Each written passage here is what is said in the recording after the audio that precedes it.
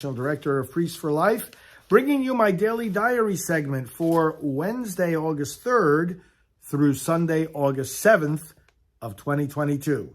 And it was a traveling period of time to Dallas for the CPAC, the Conservative Political Action Conference, at which I was a speaker. So on Wednesday the 3rd, I was up here at my desk to get some emails and paperwork done before leaving for the airport.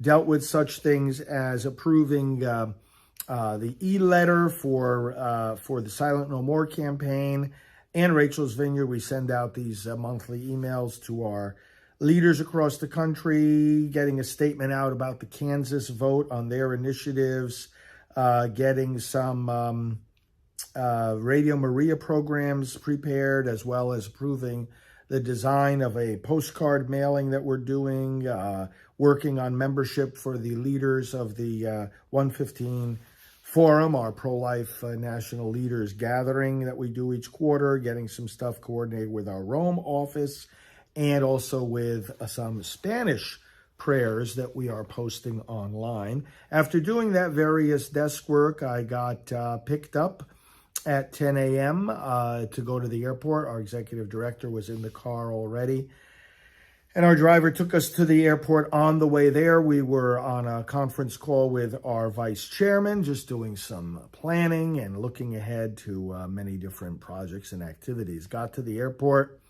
went to where our flight is, did some more planning work together with our executive director, and got on the plane, flew to Dallas. On the plane, we continued doing more work and planning for upcoming events for Priests for Life. And once we landed, we were picked up by our colleague and friend Mark Crutcher, president of Life Dynamics, a very cutting-edge pro-life group based in Denton, Texas, not too far outside of Dallas.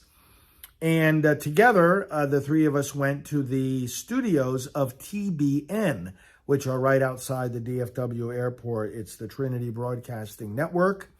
Went there. I did an interview on the Centerpoint program with Doug McKelway. We had a meeting with some of the top executives there. And then Mark Crutcher and Janet and I went to dinner at a nearby restaurant. Then he brought us to the hotel. At the hotel, I checked in and connected with some of the leaders of CPAC as they began to get things ready for that very, very special conference taking place during those days.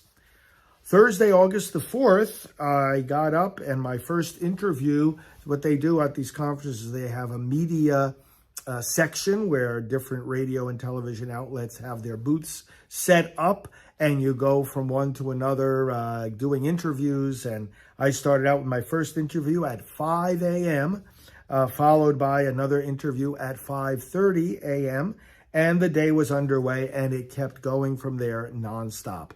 Networking with people throughout the day. There was a big exhibit area. I visit various exhibits, friends that we have, people that we know, visited the various booths of media, many interviews taking place. I went over to our friends at Right Side Broadcasting, for example, and did a full hour on the air with them, helping with the commentary as the CPAC convention got underway.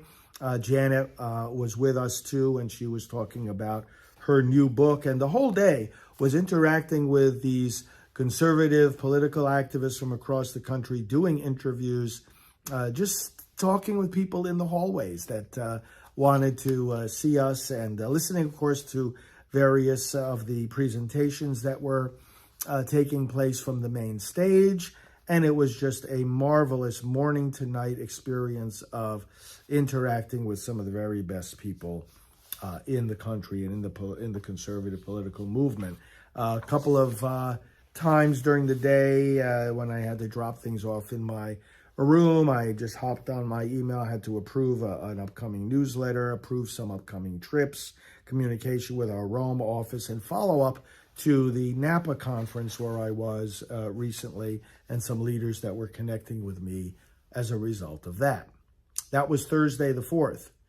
Friday, August 5th, I started with a 7 a.m. interview with Ed Henry on One America's Voice. and then went right from there to 7:30 Mass. So that's another thing I did on Thursday. We offered Mass for the people there at CPAC. Did the same thing Friday morning. And then right after the Mass, went over to the speaker's room, and they brought me to the main stage where I opened the day with the opening prayer at 9 a.m. Again, interacting with all the different people that were there.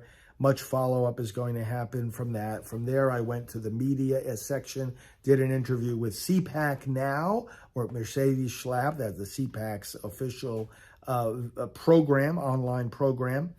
Did an interview then after that on Right Side Broadcasting Network. Did an interview after that with another podcasting outlet, and then went over to our friends at War Room and had some interaction with them. And they wanted to do a portrait of me, so we had a little photo shoot.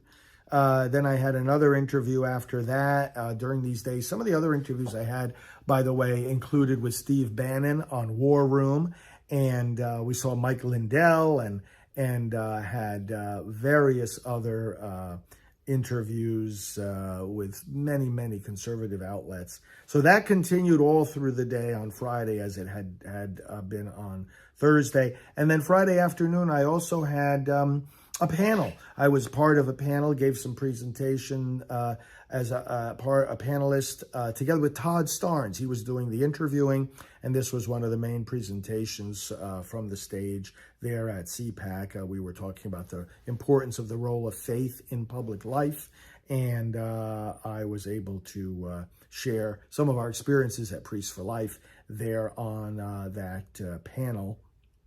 A lot of great interaction the rest of the day and evening, again, with the participants there.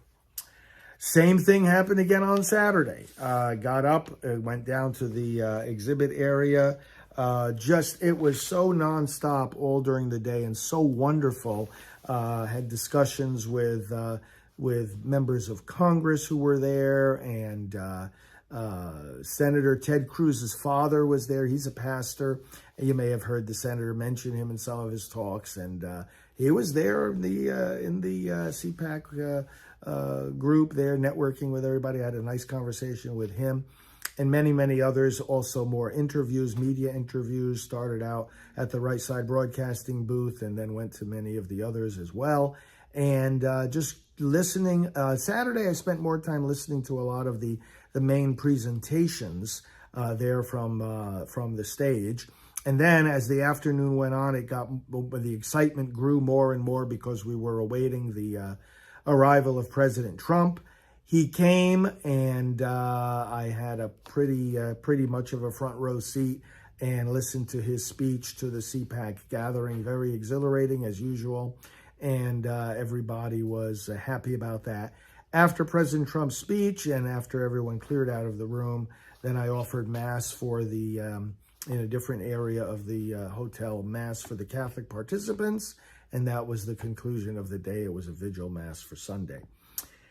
Sunday arrived, early morning departure for the airport together with our executive director, and we flew back to Orlando, did some planning on the plane and some responding to pro-life leaders and some reading, and also got together a bunch of photos from the event at CPAC to be sent to our website department and social media department for publication. You'll be seeing some of those posted.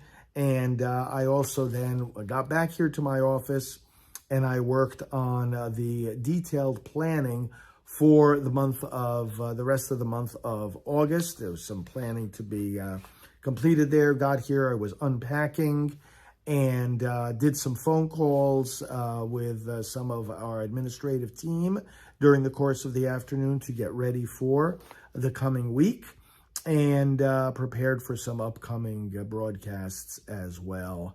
And that was the day on Sunday, August the 7th. So thank you for following these daily updates. It's a great pleasure to bring them to you, and we will talk